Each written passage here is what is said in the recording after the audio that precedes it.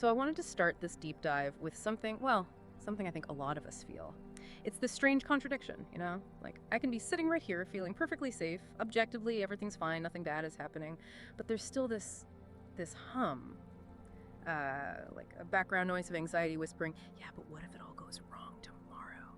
And it's tiring, this feeling of always bracing for something, even when there's nothing to brace for. We have so much safety now, historically speaking, but our minds just won't settle. Why is that? Why keep conjuring shadows? That feeling you're describing, that internal buzz, even in safety, it's deeply human. And it points to something interesting. It suggests that the restlessness often isn't really about what might happen out there. It's more about an inner resistance. It's like a subtle dissatisfaction that bubbles up when we push against the way things actually are, which is, well, constantly changing. Everything moves. Good times, bad times, feeling secure. It all shifts. And we fight that. Oh, I definitely feel that fight, that desperation to hold on. My mind is always like building these little mental fortresses, plans, predictions, trying to make everything solid and predictable. It feels like the responsible thing to do, you know? Right, and that's exactly why it's so exhausting. Because you're trying to build on ground that's fundamentally shifting. The fear isn't truly about the future. It's more about the mind just not being able to sit with uncertainty. And uncertainty isn't some kind of mistake in the system.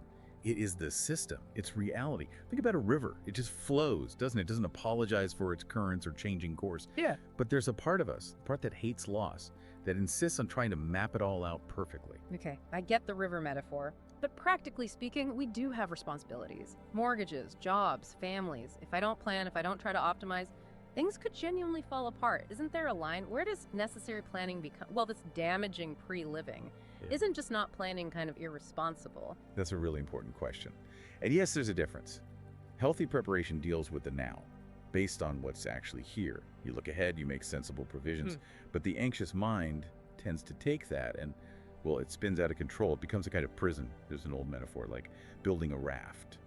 You need it to cross the river, right? Yeah. But once you get to the other side, you leave the raft behind. You don't strap it to your back for the rest of the journey. Pre-living is like building rafts for rivers you might not even get to. Imagining disasters, rehearsing tragedies that probably won't happen, and in doing all that mental construction. You miss the actual river you're crossing right now. Exactly. You miss the only moment you actually have. This one. Okay, so if constantly projecting forward is the source of the exhaustion, should the goal be to just, like, eliminate fear entirely? If I get really present, does the fear just disappear? Oh, it's a common thought, but no, not exactly. Fear itself isn't the villain here. It's not a bug in the system. It's a natural signal, a biological, human response when we feel vulnerable. The issue isn't the initial signal.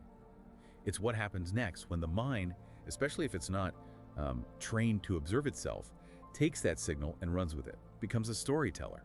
Fear stops being a simple prompt like, hey, pay attention. It starts weaving these big dramatic stories.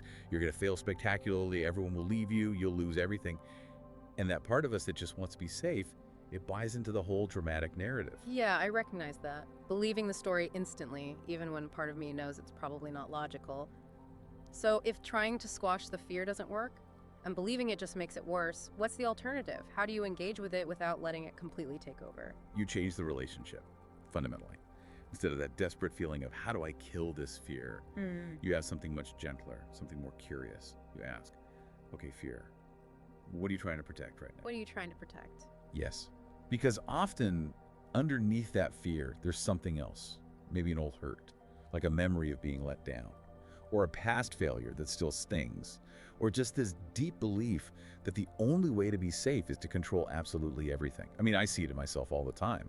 I felt a flash of anxiety just yesterday about a presentation next week. And when I looked, really looked, the fear wasn't actually about the presentation itself. What was it then? It was the old story of, you're gonna sound stupid, it was trying to protect that younger part of me, you know, the teenager who just wanted to fit in. It was an echo, not really a forecast. That helps. Thinking of it as a protector, maybe a misguided one, instead of just a bully in my head. But how do you actually do that? Release the need for control when it feels like the only thing keeping you afloat. Floating sounds nice in theory, but my first instinct is always to grab on tighter, build the dam. The practice is really about choosing non-resistance in the small moments. Yeah. Again and again. It's like, have you ever watched a leaf floating down a stream? It doesn't fight the current, does it? It doesn't try to cling to the water or argue about where it's going. It just goes with it. It yields. And it ends up where it needs to be. Exactly. It doesn't know the destination, but by letting go, it finds its way. Mm. Real safety, oddly enough, often comes from releasing that tight grip of control. But society really pushes the other way, doesn't it? We get rewarded for planning, for anticipating, for always being on. We wear productivity like armor. But like you said, underneath it all, the heart's still unsteady. That unsteadiness, that's the friction. It's the gap between our idea of how life should be stable, predictable, controllable, and the reality of how life actually is flowing, uncertain, constantly changing. The suffering isn't usually in the uncertainty. It's in our refusal to accept it. That refusal, that's a kind of deep clinging, not just to things, but to the very idea that life owes us predictability. And when we cling like that, we generate that inner tension. What psychologists call anticipatory anxiety is often just the mind replaying old hurts, projecting past pain onto the future. It feels predictive, but really it's memory disguised as foresight. Can you give an example of that? Sure. Think of someone who was badly betrayed years ago. Now, in a new relationship, they might constantly scan for signs of abandonment, interpreting every little thing as proof it's going to happen again. The fear feels like it's about now, but it's driven by the ghost of the past betrayal. Or someone who grew up with real financial hardship.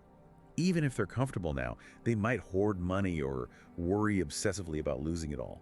The poverty they escaped is still casting a long shadow. These fears feel incredibly real, absolutely terrifying in the moment, but often they're echoes.